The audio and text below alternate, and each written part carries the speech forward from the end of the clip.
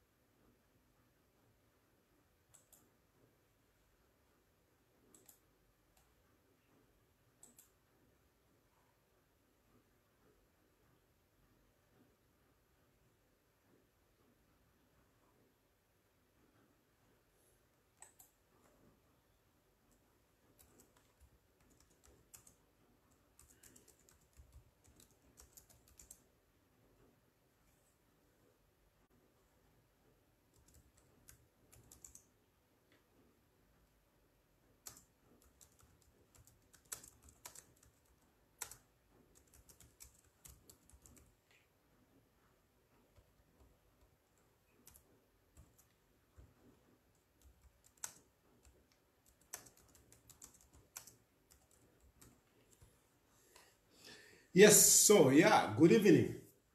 Um, Ash, it has been a long day. I've really had a long day. Yeah, so anyway, I don't think I want to waste much time because, I mean, it's late and I think most of us wants to sleep. It is past our bedtime. Musonda Chanda, CT. The future is set.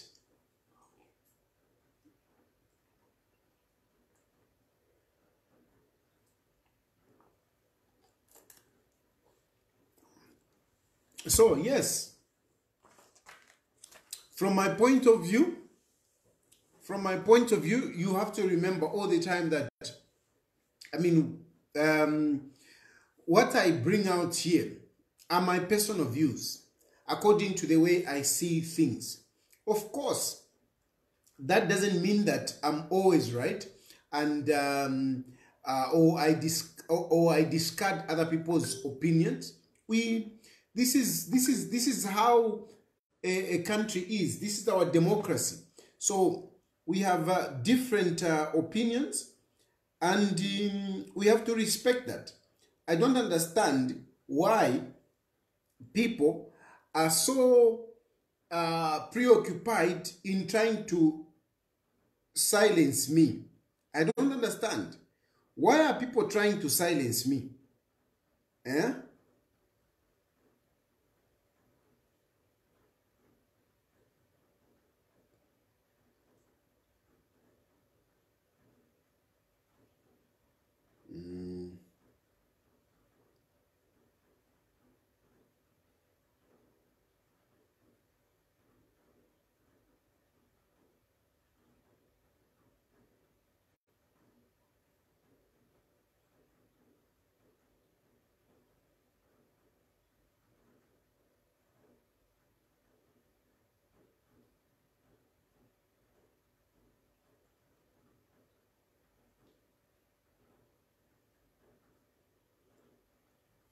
Yeah. So I don't understand that why people are so preoccupied to silence me. I want to talk about this. There are serious threats on my life. And I said this earlier on during the day.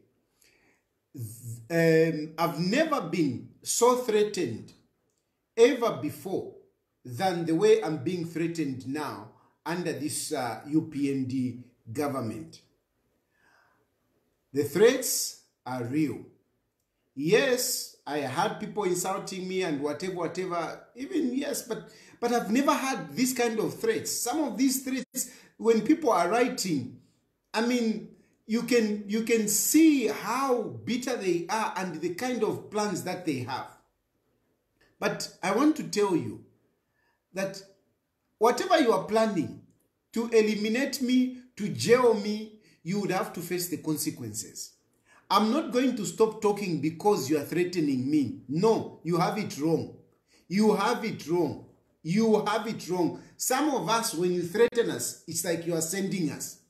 We are ready to put our head, on the barrel. Some of us. I'm telling you, you can't threaten me. You can't threaten me. And the threatening me, you are sending me to actually do more. I don't like to be threatened. If there is something that you think that, we can engage on, or which you think to say, but no, this is not what it is, you better engage me. I want to commend one of the UPND stooges, who is in certain position.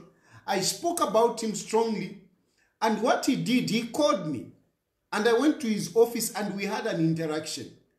I don't want to mention his name because I don't want him to be taken whichever way, but I want to commend that man. For me, that is what works. If you want, engage me. Don't threaten me. If you threaten me,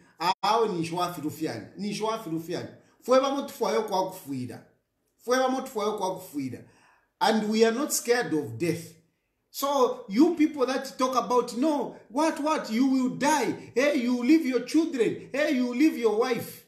My friend, I've got my children, but God is the one who looks after them. It's not me.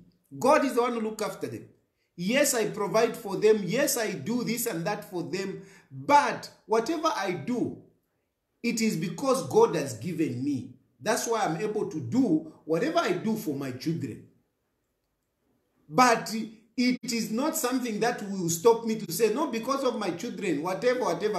I love my children. I love my children very much. And I want to see them grow. I want to be with them. But that will not, because of the love of my children, it will not stop me from talking about wrong things. Forget it. So don't intimidate me. Don't try to talk about my children. Forget it. Hey, your wife, what? Come on, forget it. Forget. That is not going to scare me. Hey, you will die. Imwe. I will die. In Bematulandat. Uafwa. Tamona mulopa wakwe. Uafwa tamona mulopa wakwe. A dead person does not see his blood. A dead person does not see his blood. So don't threaten me with death. You don't know what is on the other side of life. You don't know. You don't know what is on the other side of life. I'm not scared of death myself. I am not scared of death. So, you're wasting your time. I'm not going to stop talking. I'm not going to stop talking. And I want to thank all of you who are encouraging me. I want to thank you. I really want to thank you, all of you that are encouraging me. I must mention, yesterday I met Fred Membe, and he gave me so much encouragement and wisdom. I'm very grateful, Wakalamba, for your encouragement, for your support, for your generosity. Whenever I've been arrested, you have been there for me. You have come to see me. You have sent people. You have even offered, monetary help. I am very grateful. I also had an opportunity to meet the acting president for PF, Honorable Given Lubinda. Thank you very much. You have been a friend. You have been an elder brother for a long time. We have had our differences, but you have always embraced me whenever, I need you. The other day I needed you and you welcomed me in your house. I am very grateful, Honorable Given Lubinda, for, welcoming me into your house and had that chat with me, gave me so much encouragement, gave me so much wisdom. I'm very grateful. I want to tell you, yes, I'm not going to hide. Even now, I'm from seeing Edgar Lungu. I'm from seeing Edgar Lungu right now. The last meeting I had was with Edgar Lungu. And I'm grateful. Thank you very much, Your Excellency, for, giving me that opportunity to share with me. We had a wonderful chat. You gave me so much consolation. I'm very grateful. I'm really, really grateful. I know other politicians, you know, are very supportive. My brother Hari Kalaba, you know, you have been a friend many times. You have picked up a phone call. You have called me. We have shared. I'm very grateful. KBF, I mean, we must do another meeting. From the last time that I came, I think another meeting is due. I will come through. Savoy, let's continue battering. Thank you very much for your friendship. You know, but Shalakateka, you know, thank you. I need to come and see you again. But in general, I'm basically saying thank you very much to all those people that are giving me the support, the encouragement. I want to also thank the people in diaspora that took up an initiative to contribute a little bit of money to help me. So far, I want to declare here, I'm transparent. So far, there is one lady that sent me 2,500. There is a lady, I think she's from London. She sent me 2,500. Yesterday, there is another lady that sent me 1,500. I think she's from Chicago. Yeah, I think she's in America. Then there are few people that sent me 100 kwachas. I think about 3 people.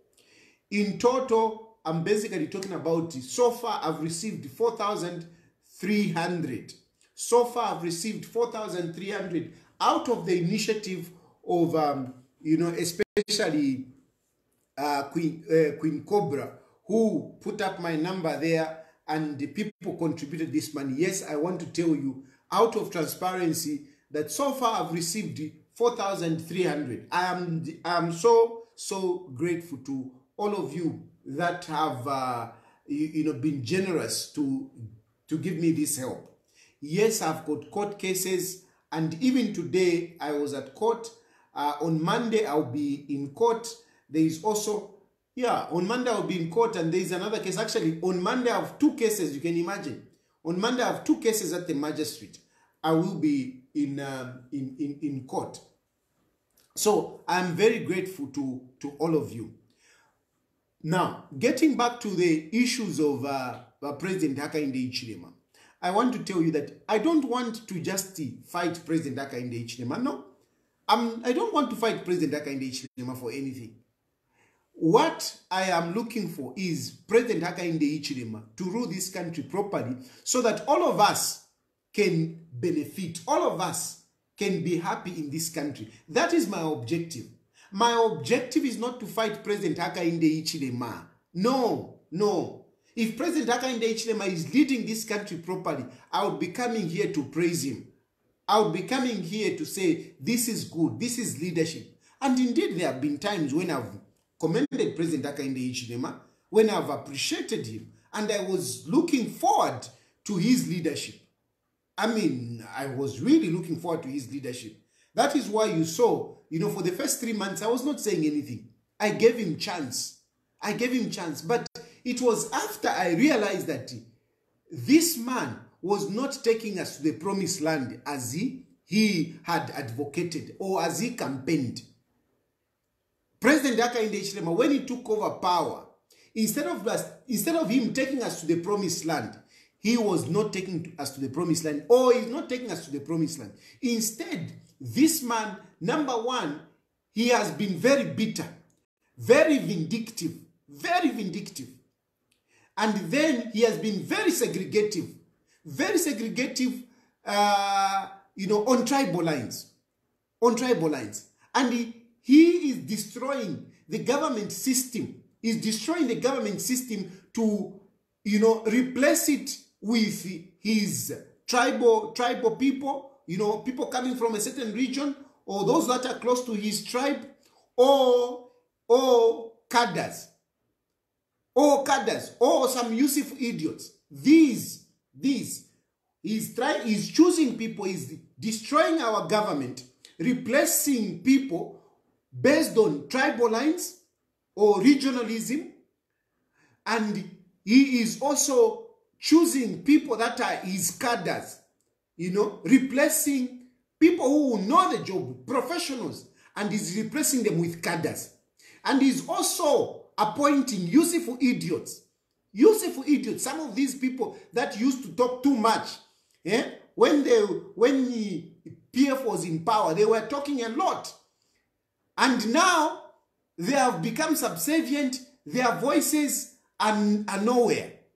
And all they do if they speak is to speak good of President Hakainde Hichilema. These are useful idiots. And unfortunately, a number of them are some of my tribesmen. Abavemba. They are being used as useful idiots. They are defending even things that really are wrong. Really are wrong. And they are defending that. Useful idiots. These are the people that President Hakainde Hichilema was telling us to say, you will see my cabinet. You will see the people I will appoint.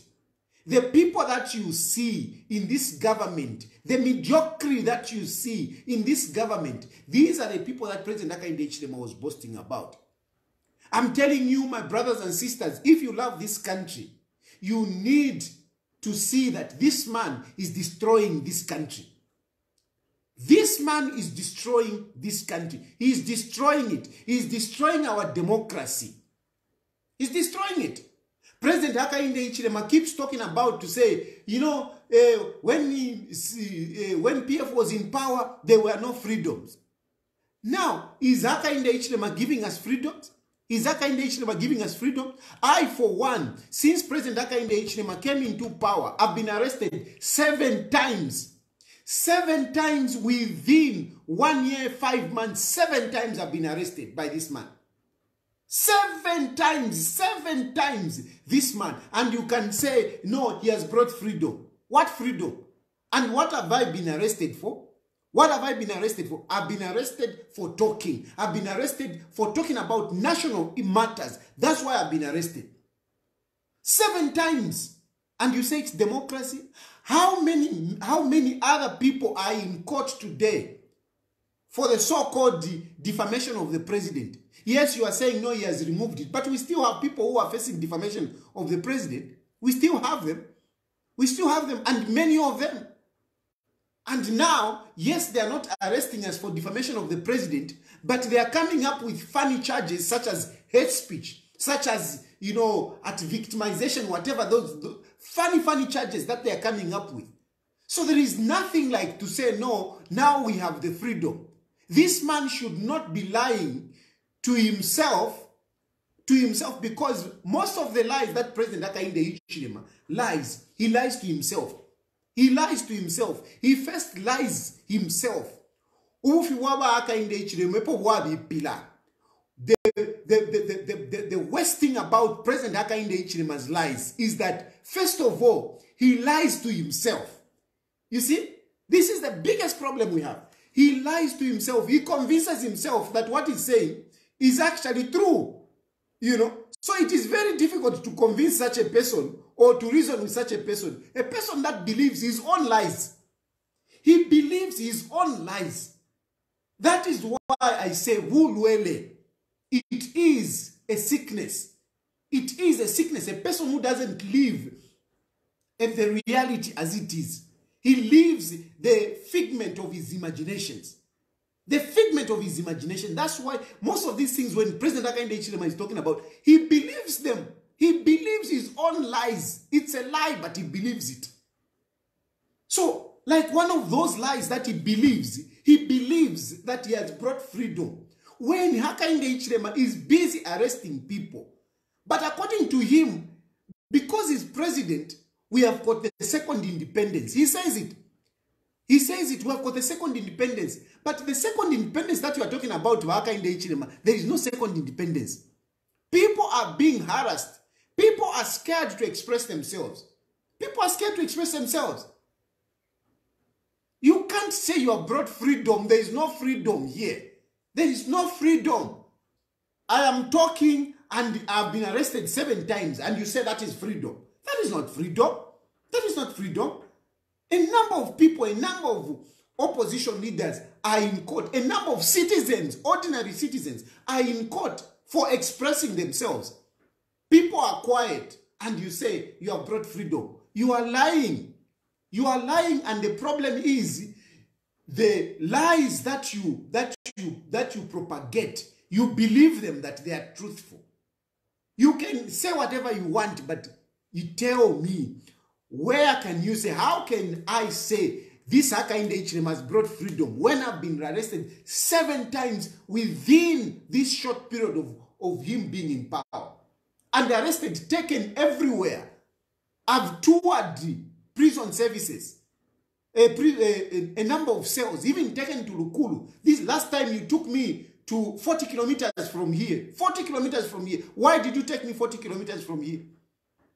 You took me in a cell with a clogged toilet. With a clogged toilet, a toilet that is in the center. I want to say, by the way, Varemi Kajova, I heard that you went there and you are trying to do something there. Please, Varemi Kajova, continue. You went there. I was told when I passed by there, I was telling the officers that, I mean, these cells are not right. These cells are not right. And I was told to say, no, the Inspector General came here and he said that they are going to work on it. I am hoping that Temalanda Kanwafi, Varemi Kajova, what you promised to do at Eastwood, go and do it. Don't be like Hakainde Hichilema. Don't be like Hakainde Hichilema. Yes, you have been appointed by Hakainde Hichilema, but you are an individual on your own. You made a promise. Please go back there and look at those cells. You don't know Varemi Kajova. Mailo mkaisanga tinimo mu Eastwood. Mailo, you find yourself there. So please, let us correct things whilst we have an opportunity. You never know. Tomorrow, these cells where you are taking me, mukaisanga mailo tinimo mule ingiramu.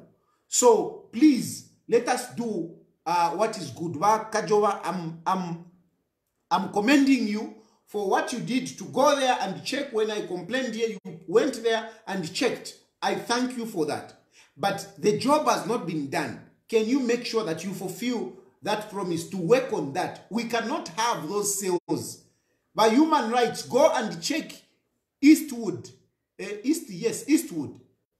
Is it Westwood? No, Westwood. Go and check Westwood police station along Mumba Road. Go and check that. You will tell me, you will believe me that that is not, conducive for human beings. Cells should not be like that. I will talk about other issues later on, but the point is on Hakainde Hichilema that please stop lying to yourself and to Zambians that you have brought freedom. You haven't brought freedom. You have brought dictator instead. You have brought dictator. Hakainde Hichilema, you are a dictator. You are a dictator. You don't want people to say anything other than what you want to hear. That is the issue. Even the people, even your ministers, even your advisors, you don't want to listen to them.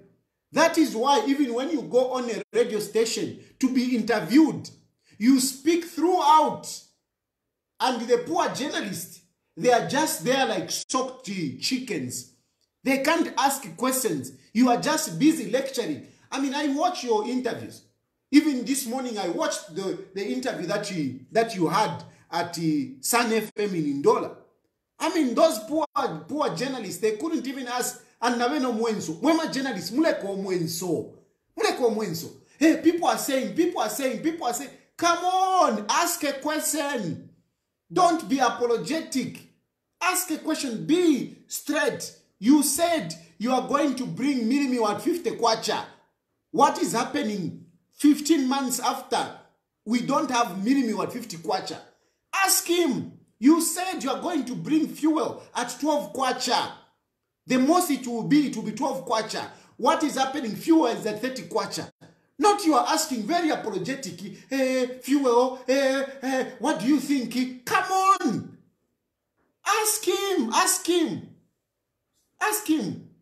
Mama journalist mwenso na mwalichiramo mwenso, muleko mwenso. You sure see how your friends ask questions in other countries. Do you take time to watch how other journalists ask questions in other countries? Do you take the time to do that? Ask and be confident. Show that you are professionals. Don't be like cadres. Don't be like cadres. So I saw that interview, come on. Eh? You are asking, come on. Eh? Ask the man, let the man explain and research. Don't just take what he says. Challenge him to say, but okay, this is what you are saying, but this is what is obtaining. This is what you said, but this is what you are saying now. Not here, my interviews that we interview. So there, the governance system is being messed up. The governance system is being messed up. And which brings me, tonight I want to talk about the judiciary. The judiciary is being overtaken by President Hakainde Hichilema. Hakainde Hichilema is taking the investigative system, the judiciary is taking it, as well as the prisons. Now, if the investigative wings are overtaken by one man, and they are working according to what he wants, what about, and then he goes to the judiciary also, he takes it, he puts it in his pocket. What is happening to judiciary? Therefore, what is happening to judiciary? Hakainde Hichilema is putting the judiciary in his pocket. Hakainde Hichilema is putting the judiciary in his pocket.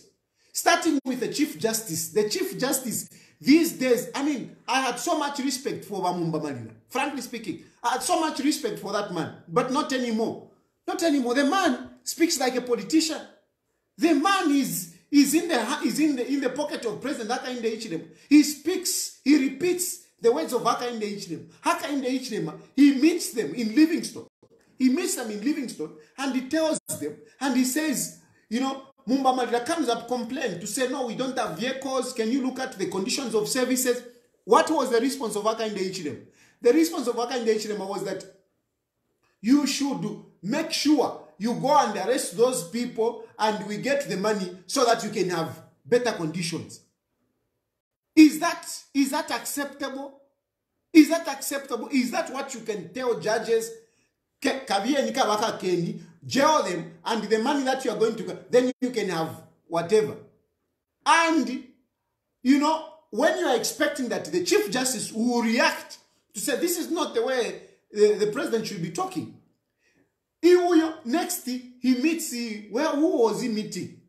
I think there was somewhere a public whatever. And the Chief Justice goes, no, you have to expedite these cases, finish them. All those civil servants, who are stealing, they should know that they will face the law. And you tell the judges, can you expedite the cases? I mean, how can a Chief Justice speak like that? Because the Chief Justice is speculating. And as judges, they are not supposed to speculate. The Chief Justice is not supposed to speculate. When you say civil servants are stealing, who are those who are stealing? Who are those? You are being prejudicial before civil servants are brought to court. Even when you are convicting them in public. I'm backing up my point when I'm saying that the Chief Justice is speaking the same language of Hakainde Hichilema. I'm giving you examples. I'm giving you examples. I'm backing up my statements. And my statement, like I've told you, Hakainde Hichilema, instead of addressing judges and their plight and everything, he starts telling them to say, go and jail those. Jail those, and the money that will come out of there, you get good conditions. And next, you see the Chief Justice saying, all those civil servants who are whatever, they should know that they will face the... Hello? Is that the language that the Chief Justice should have? Because when I go before the court, even if Vakapokola and everybody is saying I'm a criminal, before a judge, I should feel confident, I should feel comfortable that he will hear my case and judge it accordingly. But if the Chief Justice, if the judge is the first one to call people criminals before they come to court, what will happen when these people come to court? What will happen? This is what I'm talking about. This is the cadreism of our institutions. Cadreism of our institutions. Hakainde Hichilema on a daily basis is busy prosecuting people in public. Every day. ngani nkane Edgar Lungu alichula. Edgar Lungu alichula. Hey, panonofi, hey, they got loans. Eh? Like today he was saying at this FM, whatever, in the morning. He said they borrowed money for corruption. Where are the roads? Where are the roads here in Ndola? Hakainde Hichilema. Hakainde Hichilema. Wulwele bwashani, ninani wa milo wa. Ninani wa milo wa mdala wandi. Pakula bepofu wa msangoyo. Who bewitched you for you to be lying in this manner? Because your lies, you can't say, indalama ba PF ba Congo elections has gone in the pockets of people. You can't say that. You can't say that. Sorry.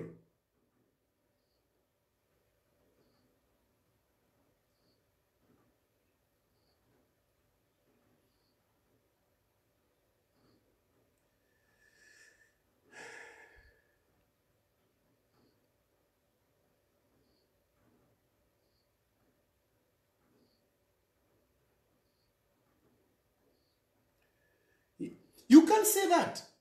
I mean, let's just be realistic. Yes, I'm not saying there was no corruption. There was corruption, just like there is corruption in this government. But to say all the money that PF borrowed went in my pockets, that is a lie. That is a lie. That is a lie. You keep talking about this dollar, whatever. I mean, they paid money, eh? And yet, the same company that was given part of the money, that is the company that you are putting there. Eh? That is the company that you are putting there. And you keep talking about your roads. No, we are going to build roads at half the price. We want to see those roads. We want to see those roads. Are you going to build the infrastructure that the PF wanted to build along that road? Are you going to do it? Why are you Hakainde Hichilema? Why are you wufi? And this is not defamation. This is real. Your lies are real. You lie, Wamdala. You lie. Like you say, the money that you borrowed went into corruption. That is a lie. And you are busy prosecuting people. You say they delivered air. Who delivered air? Who is in court today for having a delivered air? We want to see those people. We want to see those people. Who are those people? You can't keep on prosecuting people in public. And what is very worrying, yes, this is a politician. Hakainde Hichilema can be lying like that, can be saying like that. But what concerns me is whereby even now the Chief Justice is jumping on the bandwagon to speak the same language. I am sure those of you who follow logic, you can understand what I'm talking about. The president is lying, prosecuting people, finding people in public. And the only hope that you have is the court. That to say, okay, fine, if this man can accuse me of being a criminal, but at least when I go to court, I will bring my evidence. Or they will ask for evidence. And the judge will acquit me if I'm not a criminal. But instead of that, you now have even the Chief Justice talking the same language. That is my problem. That is where I'm saying I've lost respect for Wamumba Malila. Because he's not representing the judiciary, the impartial judiciary, as it is supposed to be. Wamumba Malila is supposed to be the personification of our justice system. He's supposed to inspire confidence in us.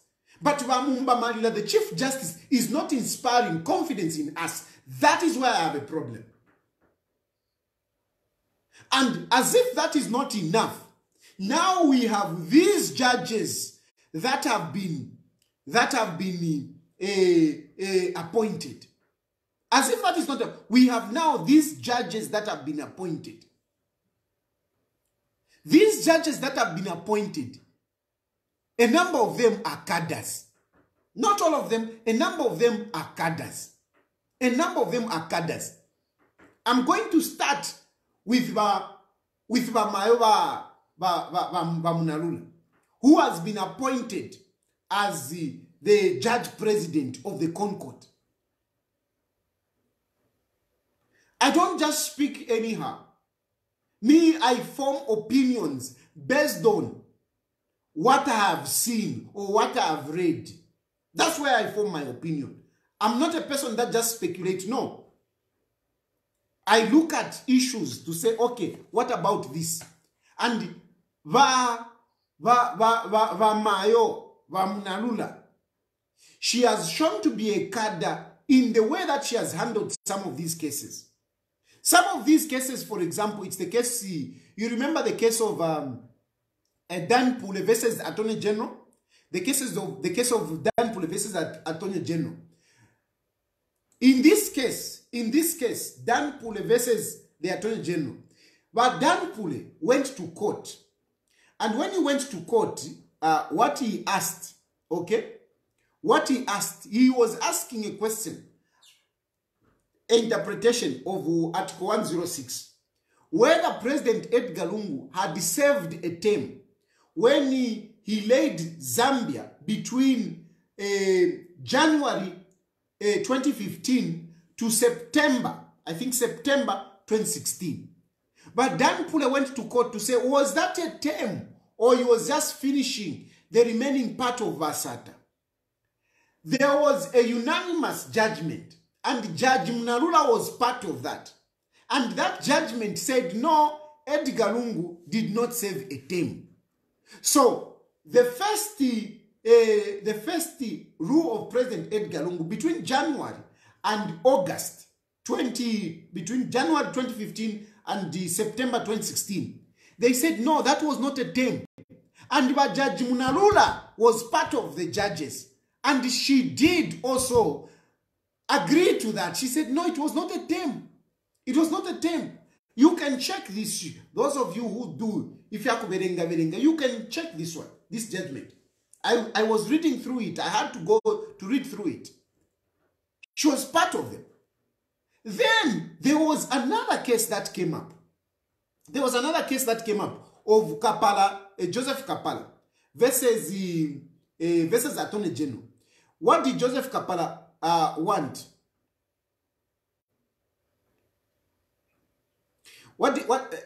Yes.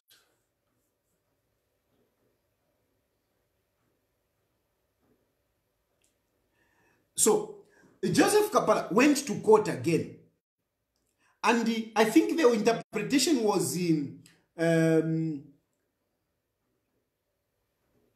what was he talking? Again, it was on Article 106. Whether Edgar Lungu, okay, whether Edgar Lungu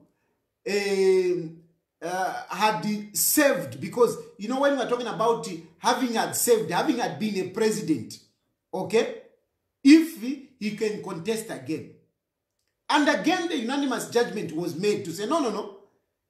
He can actually contest because having had served, there was an interpretation to interpret having had served or the terms and whatever. It was basically the same thing. And again, there was a unanimous whatever. Later on, when Edgar Lungu had filed in a nomination, there was that litigation that came in. And in that one, they wanted to nullify the application of Edgar Lungu. And on this one, because Munalula knew that PF was going, just like some of us knew, she had a dissenting view. She said, no, Edgar Lungu's nomination does not qualify. Now, it does not qualify based on what? And yet we had two rulings in which herself, Munalula, confirmed to say, no, it was not a term. No, Edgar Lungu, having had served, he can still contest an election. But when the nomination was filed, she says, no, the nominations are not valid. That is inconsistency from my point of view. But I strongly believe she did that because she knew that UPND was coming in. And today, I was reading a verbatim in the case of Milingo Lungu. In the case of Milingo Lungu, I want you people to understand this. Let me even take a drink. I want you to understand very well.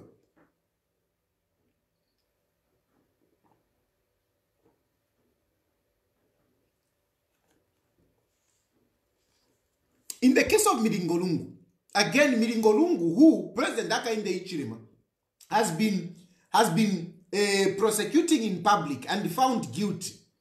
Lungu has been prosecuted and found guilty by Hakainde Hichilema. And now he's in court. And one of the judges, she's one of the judges. And now, what has happened in this case, first of all, what is Lungu talking about? What is this case about? Lungu has sued the state because, according to Milingo, he says that you had given me immunity. You had given me immunity, but you are arresting me. Okay? And the state said, no, the DPP has no powers to give immunity. That's what they said. These are the court documents. The DPP has no powers to give immunity. But when Gilbert Piri was appointed, Gilbert Piri went and said, revoked that immunity. It was revoked. It was at its now and void. But this was done when Lungu has already gone in court. They were already in court arguing whether, that immunity stands or not. But as this case is going on, Gilbert Piri comes in and says, no, I've revoked that immunity. Okay? And what does Lungu do? Lungu applies for contempt. He says, no, this man cannot say this. It is up to the court now. How can he say this? This is contempt. So there is application for contempt against the DPP. But since there is now this case of, the DPP coming up and saying, no, we have revoked it, the Lungu wants to amend his court documents because something new has come up. So he wants to amend. So there is an application to amend the petition. On the other side, the state is saying, we don't need this case. We don't need this case because this case is simply academic since the immunity has been already revoked by the DPP. So they have made an application to dismiss the entire case.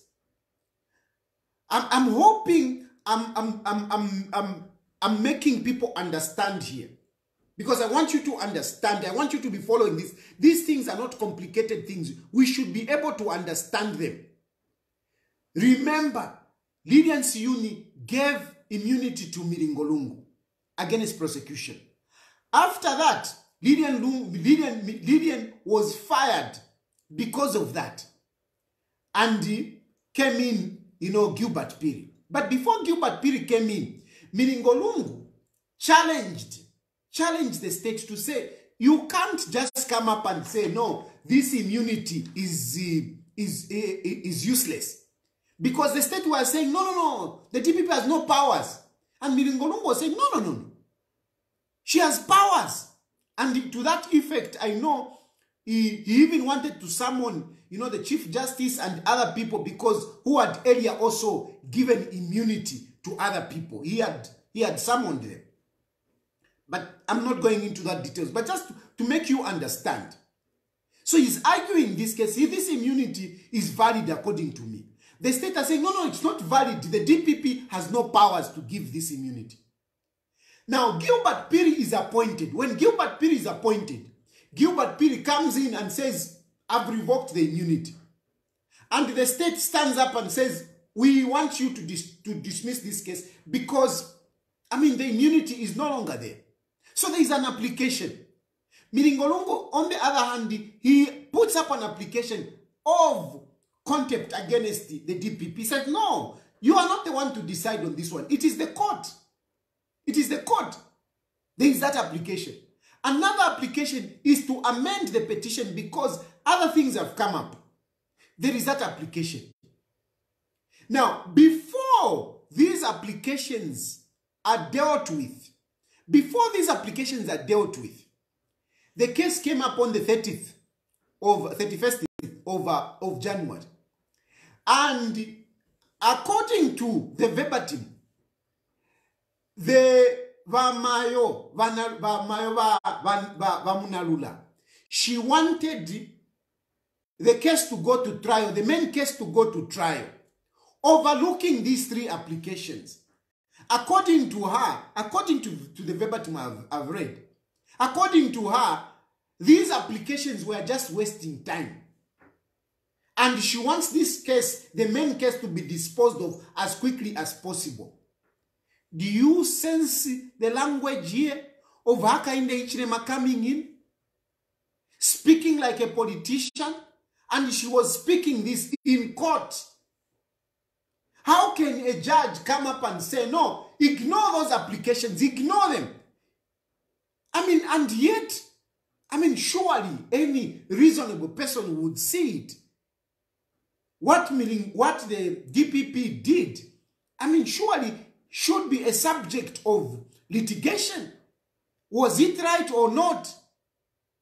Surely the amendment of the petition might be necessary if the court decides so. I'm just giving, because there's something new that has come up. Surely, the application by the state to say, no, let's just dismiss this, should be looked at. Because if the trial goes on, and then later on, you say, no, it should have been dismissed, what's the point? Now, from my point of view, looking at that, and I'm not discussing the details of this, I'm just giving you, according the framework of the case.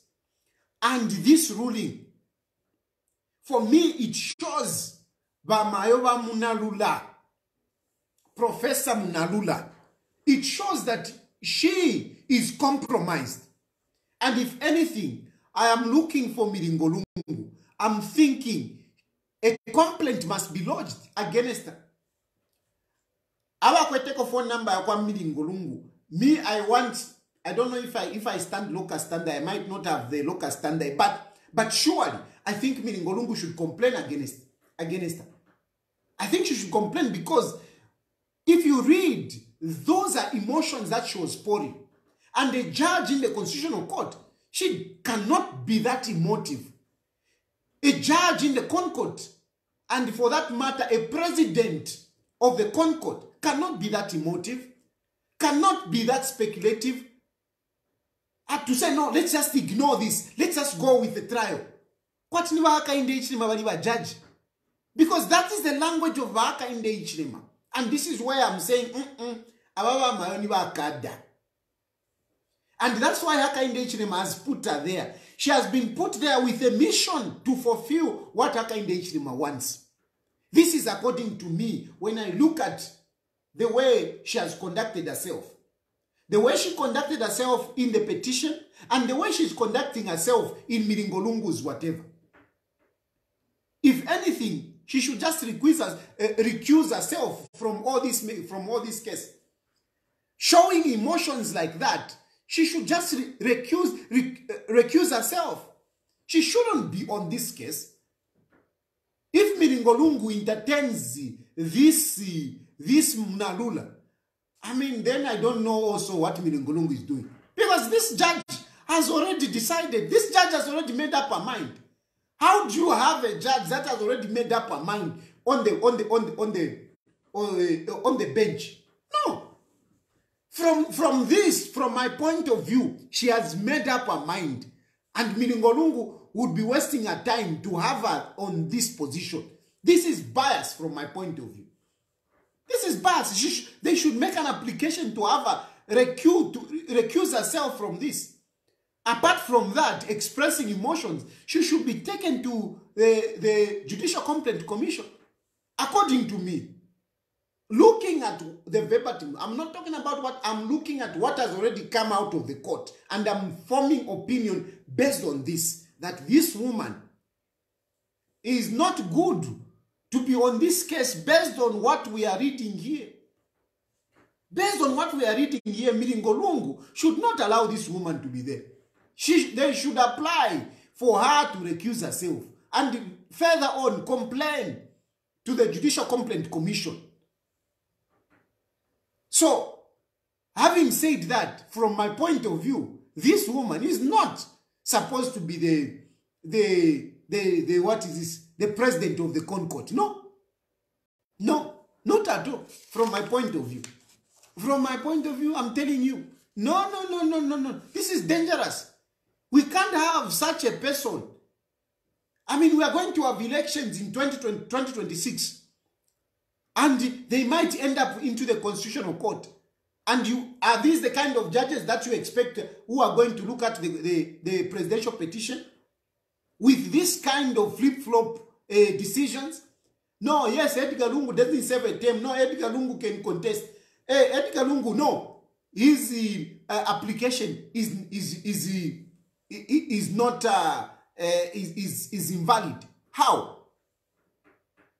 These are issues.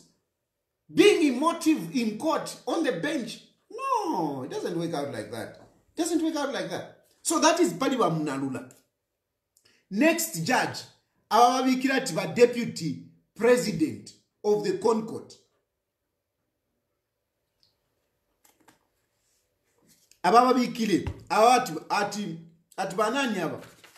This man, let me read the name. Shilimi Arnold Shilimi. But Arnold Shilimi has been appointed as deputy judge president of the Concord. And here, na papata, you people, our Ishwawa John Sangwa. Our Ishwawa John Sangwa, please talk to John Sangwa. But John Sangwa, where are you? But John Sangwa, where are you, State Council? Inchtokuno. This is your job. You have been talking about these issues during the time of Edgar Lungu. Where are you this time around? I want you to come and talk about this Shilimi Arnold. I want you to come and talk about this Shilimi Arnold. Does this Shilimi Arnold qualify to be a Concord judge? Who qualifies to be a Concord judge? And I am basically looking at what you used to present before. You, John Sangwa, told us that somebody to be on the Concord, he must be well abreast with the constitutional matters, with constitutionalism. You told us this. But you, Arnold Shilimi, from the research that I've done, this man, soon after graduating from UNZA, I'm told he went to Kenya, where he did commercial law. And he has been working there as a commercial lawyer. When he came back, this Shilimi, he has not practiced here in Zambia. He has not practiced, according to the information that I've gotten, I stand to be corrected. However, Arnold Shilimi, he has not practiced here in Zambia. He has not practiced here in Zambia. He hasn't practiced. Now, if he hasn't practiced, according to the rules for one to be a judge, he must have cases, a number of cases, you know. He must have a number of cases, more than 10 cases, which he has done, critical cases, not tama cases yaku. He must have, you know, cases that he has done, that he has written as a judge for him to be at the Concord bench. Now, a person who has not practiced in Zambia, a person who has not written 10 judgments, how has he found himself on the Concord? I want John Sangwa to help us. But John Sangwa, come and help us. Me, I'm a public lawyer in the public opinion. But can you come and talk about this John Shilimi? Is this man qualified to be a Concord judge? A judge who has not been... He's not a judge, man. He's not a judge. He's not a judge. He's not a judge. But how come this is a scandal? In the appointment of Arnold Shilimi is a scandal. It's a scandal. A scandal. How can you pick somebody, you know, boom, and do your judge, then deputy judge, president. How? Eh? I mean, I'm a judges very quarter, they have got away. Even before, you can pass into Anikane unza. You cannot go in court and whatever. You have to pass Ziali. Wapasa Ziali, you must be a lawyer for some time before you can form your own company. When you form your own company, you must be in practice for whatever long before you can be appointed as a judge. When you are appointed as a judge, you must be of a certain, so many years before you can be promoted to the Concord, to be a Concord judge. And later on to even talk about being a deputy judge. This is a scandal. This man is not qualified according to what John Sangwa has been teaching us. But John Sangwa has been teaching us these things.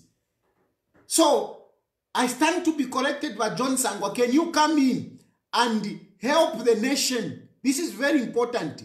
Does John Shirimi, with his experience of commercial law, does he qualify to be a constitutional judge, let alone to be a deputy president? Does he?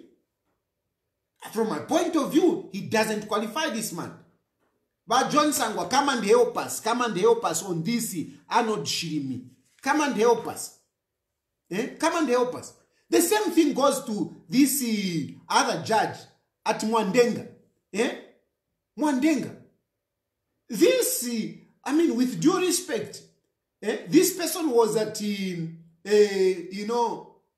was chairperson for Human Rights Commission. Human Rights Commission. From Human Rights Commission, boom! Concord judge. Does this person qualify to be a Concord judge? Does he qualify? Does this person qualify to be a Concord judge? But John Sangwa, where are you? Does Awawa Mwandengwa qualify to be a Concord judge? And mind you, I'm not even touching the issue of tribe. I'm just talking about their qualification. But if you go later on, you look at the issue of tribe, you will see that some of these people, it is because they are either of a tribe or connected to the President Hakainde Hichilema. Like Mwandenga. This Mwandenga, apart from being chairperson of Human Rights Commission, this was the lawyer for Zambia Privatization Agency, if you remember. Those of you who remember the history, we have got the issue of privatization, where Hakainde Hichilema got rich. He got rich through privatization. And did you know who was the lawyer? This was the lawyer, Mwandengwa. This was the lawyer for Zambia Privatization Agency. These are the people that looked away when people were stealing money from privatization. These are the people that looked away. And today they are being rewarded for looking away. For looking away. And you say, no, we are running a country. You say, no, this man is ruling. Come on, this man is messing up our country. He's messing up our country. And if you don't agree with me, what do you have to say about this Bamaria Mapani? Bamaria Mapani, she has been at the Concord, at the High Court. But come on. This is it's like a dynasty. The Mapani name, you know the Mapani name. Zesco, Mapani. There is another Mapani. Mapani. They are connected to Hakainde Hichilema. Nepotism here. This is nepotism. And to those who are close to her, clearly they have said this person is UPND. She's not even apologetic about it. Are these the appointments you want me to come here and praise? Are these the appointments you want me to come here and praise? These appointments are concerning. These appointments are concerning. Judge Mulife, Shalande think this is a judge who has got a case where, you know, he's only a research advocate. His own research advocate has accused Judge Mulife of writing judgments before the case is concluded. I mean, a prudent president would wait to see how these cases go. Because if a judge has got cases, I think that judge should not be appointed until those cases are resolved. Now you have a judge who has got cases and you're going to appoint him. You are promoting them. What are you doing? What are you doing? I'm not saying anything. I mean, this is in public domain. It's there. The research advocate has sued Vantuanka. Bamurifi. Then last on 1 hour. last on 1 hour. I mean, this is a lawyer for HH. So these are the payments that they are getting. According to me, last on 1 hour, he's being rewarded for being HH's lawyer. He's being rewarded for being HH's lawyer. This is one of the HH's lawyers. I mean, I've had cases with the HH, and the Lakson Monawo is one of those people that has been representing Hakainde Hichilema. He has been representing Hakainde Hichilema. So he's rewarding, he's paying his lawyers by giving them jobs as judges.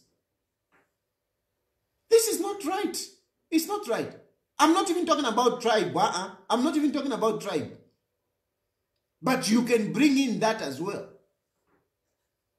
But surely, are you going to accept every president that comes in, he starts appointing his friends as judges? Because judges are supposed to be at least perceived to be impartial. Yes, they are citizens, they have political opinions, but it should not be so apparent like these people that we are talking about. These people are clearly cadres. And these are the people that you are appointing in the highest court, in the High Court, for example. At Stumbeko Chocho. Stumbeko Chocho. I mean, the pictures are there. The pictures are there. It is in black and white. UPND.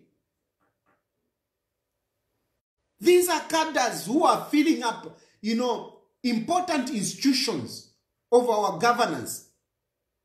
And you want us to keep quiet. You don't want me to talk about it. When I talk about it, you say, no, Tayali, hey, go and arrest him. Hey, we will shoot you. Hey, we will do whatever. Come on, this is not right. This is not right. This is not right. I'm not going to talk much about Ian Mabolobolo. But let me say this.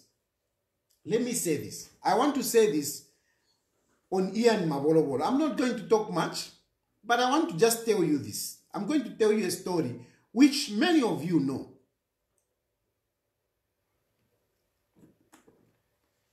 I'm not accusing him of anything, but I'm giving you my situation. Ian Mabolobolo was my divorce lawyer in my first marriage. Ian Mabolobolo was my divorce lawyer in my first marriage. We went to court, and the judge was, I think, Judge Sunkutu. Yeah, Sunkutu, I think so. I stand to be corrected. But midway our case, she was suspended. And after she was reinstated, she was sent to Ndola. During that time, the judge lost the files. The files got lost. By that time, we had not started scanning the documents, the court documents. They were just in their original forms. So the court documents got lost. So when the case, later on came up and everything, the document, the file was lost. We didn't find the file. We looked for it, we couldn't find the file. Later on, of course, we had the judgment, the case went to another judge and everything, whatever. But anyway, later on, I met Judge Mabolobolo in the PF campaign team. Remember when we had elections in 2016 at Mulungushi? Mabolobolo was part of the UPND camp. And we even interacted. After some time, recently, I saw some of the court documents on social media, where some of you have actually taken up, have been saying, I was sleeping with my niece. And just that was, just one extract was taken and thrown on social media to paint a picture that I was sleeping with my niece.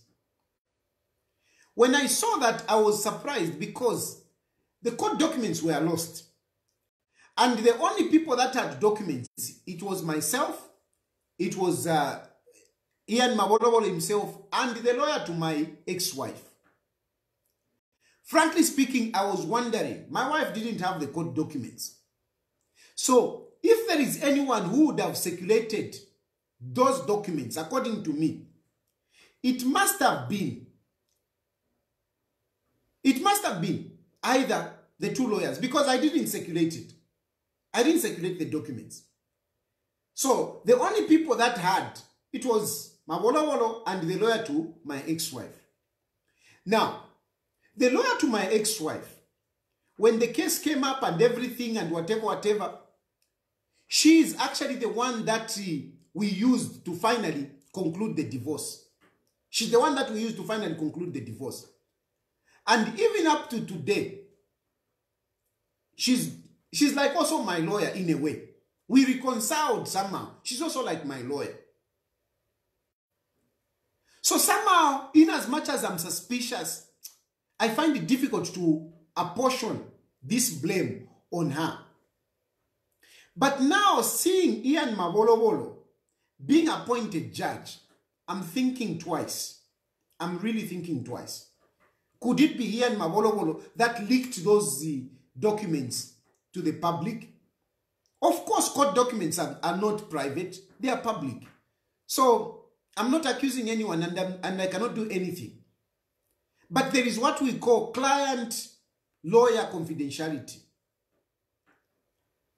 And really, I'm wondering. And with this appointment, because these appointments are for cadres. And cadres in UPND, they have no reservations. They can do anything. They can kill. They can scandalize you. It is the modus operandi of the UPND. I am praying that the circulation of those documents were not done by Ian Mabolobolo. Because if they were done by him, and he is becoming judge, I don't know. Then it is serious compromise. I've just narrated my story. I'm not saying he's the one that did it, but I've just narrated my story. Yes, court documents are public documents, but the court did not have the documents. The file was lost. And I know it was genuinely lost.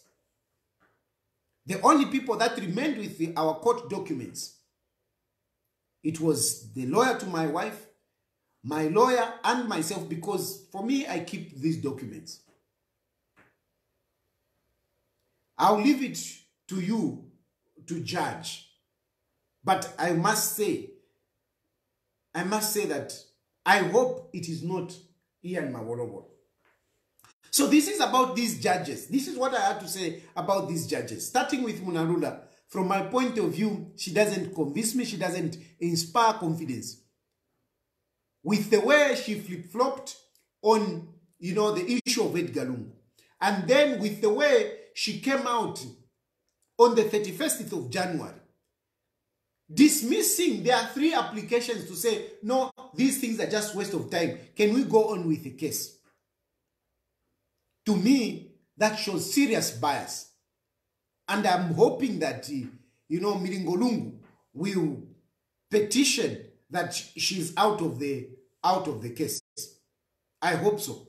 Because justice must not only be done, justice must be seen to be done. Then, on this judge, Arnold Shilimi, I want John Sangwa to say something. Does this man qualify? Because according to me, this man is just coming from out there, boom, into the Constitutional Court.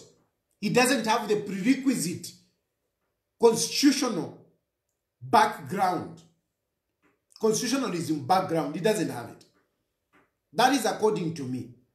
I stand to be corrected. I hope that John Sangwa will say something about this man. Then this one, Mwandenga, Human Rights Commission chairperson, who was with the HH during the time of privatization. I see this man as just being rewarded for whatever they did together when he was at privatization. Maria Mapani, these are UPND people.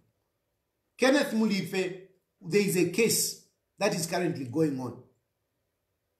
Then we have this Laston Mwanavo. I mean, this is a payment. But are we going to be doing this? This is not acceptable, according to me. According to me, this is my view about these matters. The last part that I want to talk about just quickly, I mean it's late, is the issue of KCM. This government, President Hakainde Hichilema, part of the agenda why he went to the Copper Belt, part of the agenda why he went to the Copper Belt is to propagate for Vedanta to come back to KCM. That is one of the agendas, if not the main agenda. They want to bring back Vedanta at KCM. And they wanted to hype. Some people were even paid around, you know, to talk about this. Even some clergy people were even paid to make a plea to Hakainde Hichilema so that Vedanta can come back. Unfortunately, we pricked a needle in their balloon. We diffused it, and they have failed to run that agenda. They have failed. Because we knew about the people that were paid to propagate for that. We knew. But Hakainde Hichilema went there so that he can propagate for Vedanta to come back. But we knew about it. Those useful idiots who were supposed to be used, they failed to do it. They failed to do it. Forget about the students at CBU. We know students were being paid 400. The number of students were paid 400 kwacha. They have told us. So don't be excited. No, Hakainde Hichilema had such a whatever. Forget it. They were paid 400 kwacha, 400 kwacha. We have information. They were paid. They were paid 400 kwacha. That was a hired crowd. A hired crowd. Where else did Hakainde Hichilema go and receive that welcome? Where else? Tell me. Where? He was supposed to go to Chingola. But he went to Chingola like he went to see a girlfriend. I'm saying like. I'm not saying he went to see a girlfriend. But he went to Chingola in the dark, in hiding, like somebody was going to see a girlfriend. A married man was going to see a girlfriend. People in Chingola, they were told he's coming and they were not interested. They were not interested. He just went and saw those clergy people, some of them who were even paid. But they couldn't do the propaganda. They couldn't do the propaganda. That trip to the Copper Belt was a flop. It was a flop. Because it was meant, you know, to bring up the hype for Vedanta to come back. But please, Zambians, even if we are fools, how can we accept Vedanta? Vedanta got that mine 20 years ago at $25 million. And their boss was boasting that within, I don't know if it's a month, he made 500 million. And these are the people you want to bring back? You know you are not getting paid by this Vedanta. Suppliers were not getting paid by this Vedanta. Vedanta were just extracting our minerals and taking it away. They were just stealing our minerals. They were not paying the right taxes. How can we bring back Vedanta? Simply because a few people in this government have been paid. Vedanta is coming back not because of anything. It's coming back because a few people have been paid. That's why Vedanta wants to come back. Zambian, let us wake up. Let us not allow foreigners to steal from us. It's enough. Vedanta has eaten enough out of us. Let us not allow them to come back. I think I will end there for tonight. It's late, and I want to say thank you very much for following.